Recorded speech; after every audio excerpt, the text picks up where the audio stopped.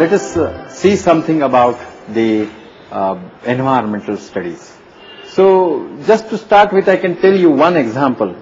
So two students came to me and they were quarreling. One was saying that, sir, I am just consumed apple, so I am not polluting anything. Another student came that, no, sir, I use that aerosol sprays. But what are the reasons that he is telling that I am polluting more?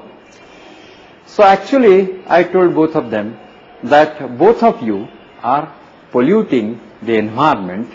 When you use the aerosol sprays, so naturally some emission of CFC is there, and that CFC compound, chlorofluorocarbon, that stable compound can reach right up to 18 kilometers height or 20 kilometers, 30 kilometers height, where it can react with ozone molecule. It is responsible for weakening the ozone layer. So that student is creating, that student is responsible for the pollution of ozone layer. Another fellow told me that, no, I am just eating apple, so I am not polluting anything. Yes, he is also responsible for pollution. Means he has purchased apple from the market, and apple is produced somewhere 1,000 kilometers away from the market. It is transported by truck, so naturally pollution is involved. While cultivating apple, the farmer must have used some fertilizers, soil pollution is there, must have used some sprays, pesticides, so air pollution is there, water pollution is there. So this means that anything that you use, it creates some harm to the nature. What is actually the nature-man relationship? Nature-man relationship has three major compounds. What for? We are related to nature. We are related to nature just to satisfy our needs. Our needs are satisfied from the resources from the nature. So nature has some resources, man has some needs. Components of man-land relationship, or components of human beings, human society and nature relationship are: one, needs of man; then second, the resources in the nature; and third one is tools in the hands of man. And therefore these three components are ever changing, they are dynamic, and that's why nature-man relationship is ever changing. So it changes with time and place, and this is the dynamism of human beings. This kind of relationship between tiger and nature relationship is static. It is, since its beginning of life of tiger, it is same even today. But the man-nature relationship is always changing, and that's why we should take care of environment. That's why, considering the tools in the hands of man, considering ever increasing needs of man, the environment degradation is caused. The consumptional pattern is the real issue of environment. For example, you can take that the population of United States of America is around about 25 crores of people. India 101 crores. So this means that we are 4 times so far as population is concerned. But we are not polluting 4 times more than United States. Actually they are polluting 100 times more than what India is polluting. So the issue of environment is based on the needs or consumption. Because if you just compare the consumption of petrol or oil, per capita consumption of oil in United States of America is 200 times more than that of the consumption of India, the same per capita consumption of oil in India. So it may be 300, 400 times more than the poor countries or third world countries or fourth world countries. So this means that actually the culprits of the environmental degradation are the affluent class in India or affluent nations in the world, and the ill effects of environmental degradation have to be faced by the community which is poor. The poorest of the poor are the sufferer. Take the example of Bombay flood.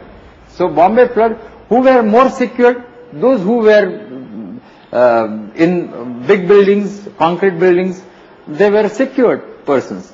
But those who were just on the road, they lost everything.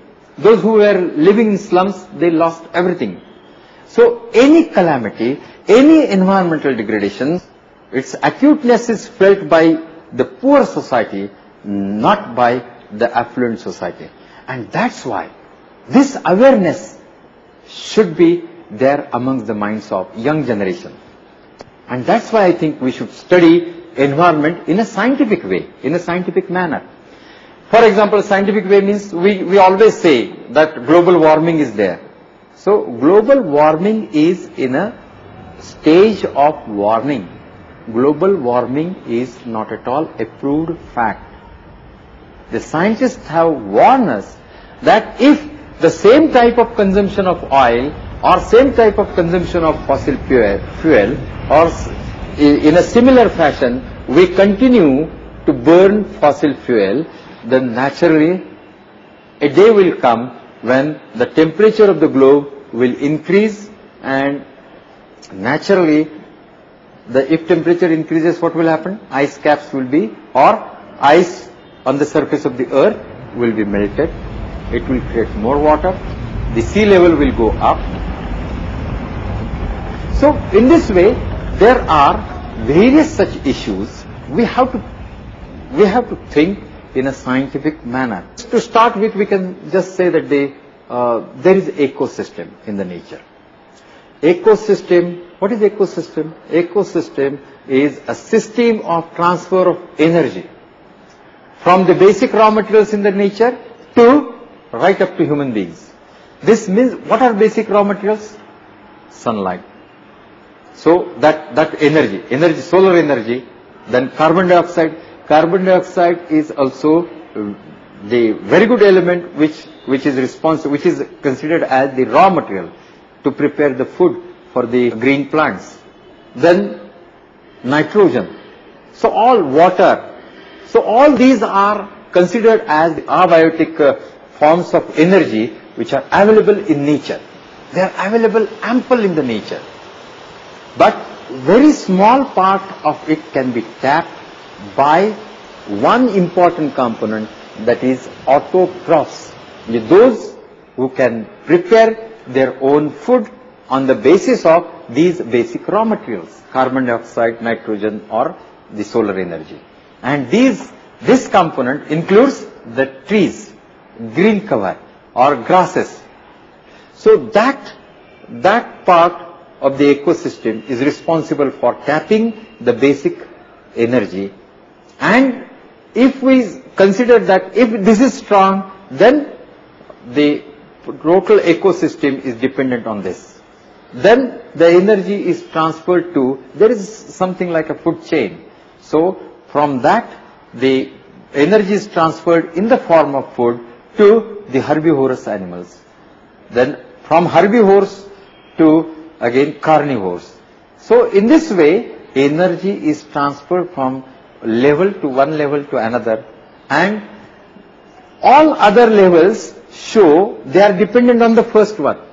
So if that first orbit is disturbed, naturally total ecosystem will be collapsed. Man is such animal that it can take the material from each and every orbit of or each and every trophic level. Unless and until that ecosystem is there, the existence of human being is not possible. And that's why even people say that why tiger should be there, why we should protect tiger. Tiger, there are some species which are called as key indicators. Tiger is one of them. Now you just imagine, if tigers are removed from the jungle, what will happen? Anybody can come, and poaching of forest will be more. cutting of trees will be more. If tigers are not there, so the herbivores will be more. So they will eat grass and the forest vegetation cover will be reduced after some time, after some years.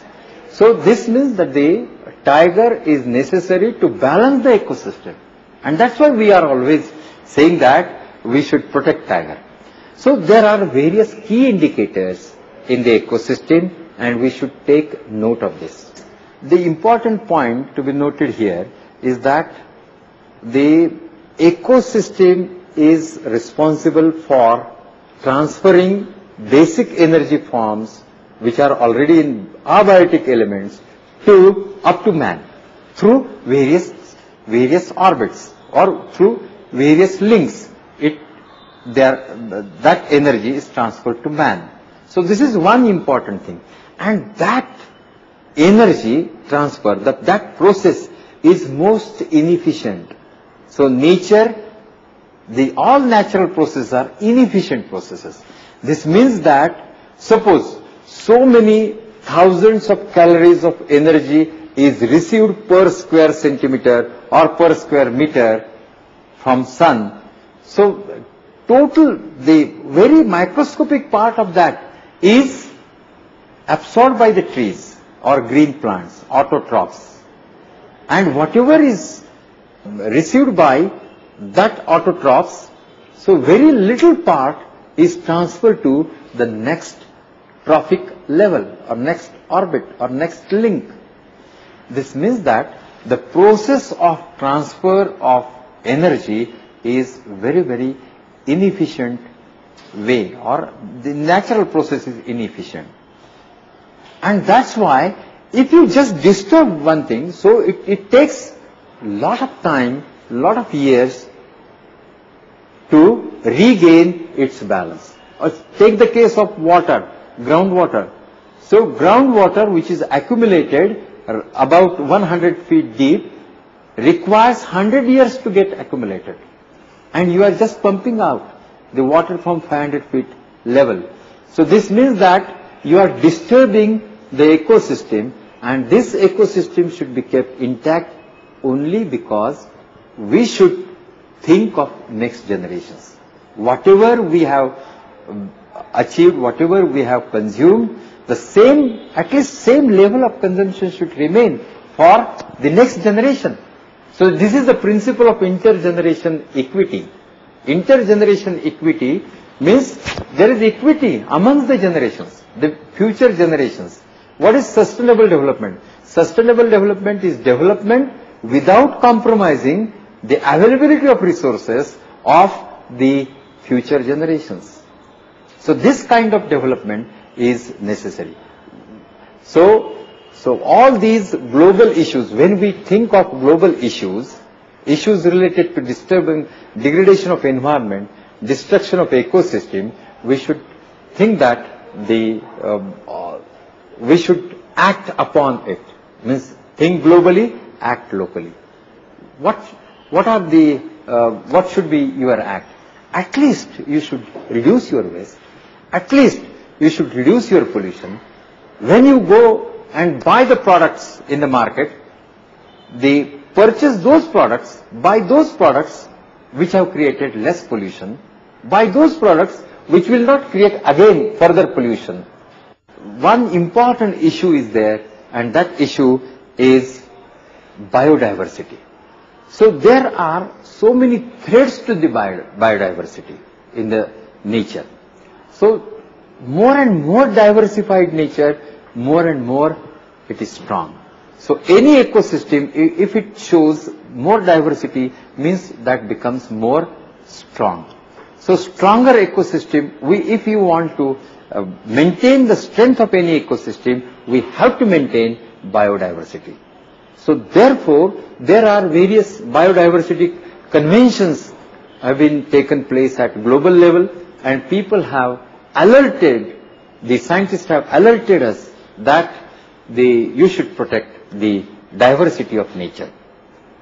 And that's why the transboundary movement now coming to this, sometimes you can visibly say that person is creating harm to the nature.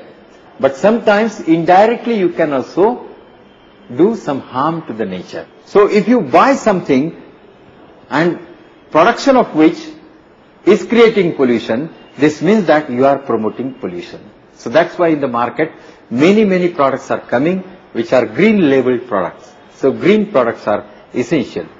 So this kind of awareness is important, and awareness mainly for the global issues, and global issues like the first one is biodiversity, second one is global warming, and that global warming is mainly because of burning of fossil fuels, and therefore now it can be understood by the concept of doubling period. What is concept of doubling period? Means the period showing the double consumption in comparison with the previous period. For example, we'll take that X tons or X million tons of petroleum products have been consumed till 1900.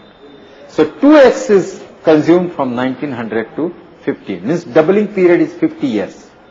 Whatever is consumed in this period, the double consumption has been taken place from 1950 to 75. Means doubling period has been reduced to 25 years. Similarly, next doubling period is reduced to 10 years. Next one, 7 years, 5 years, 2 years. So this is just to appreciate how fast is, or how the rate of consumption of fossil fuel is increasing in a geometric progression. So if we understand this, then you can easily understand we have emitted carbon dioxide more than the capacity of nature to absorb it. And that's why it is creating problem. If we see the carbon cycle, one carbon dioxide molecule can pass through all the elements of carbon cycle and come back here again, and that period is just 45 to 48 years. This means that the whatever would be the effects of carbon dioxide, increase in carbon dioxide or decrease in carbon dioxide will be visible in one generation only. And that's why we are worried about this global warming. Therefore, it is necessary that we should get the scientific knowledge of nature, scientific knowledge of environment, and we should be aware of the environmental degradation. And I wish you all best of luck for your studies in environmental science and environmental awareness. And I think that if you are academically equipped about the environment, you will be in position to make others aware of environmental issues. So I think that I wish you to be the vanguards of environmental protection in near future.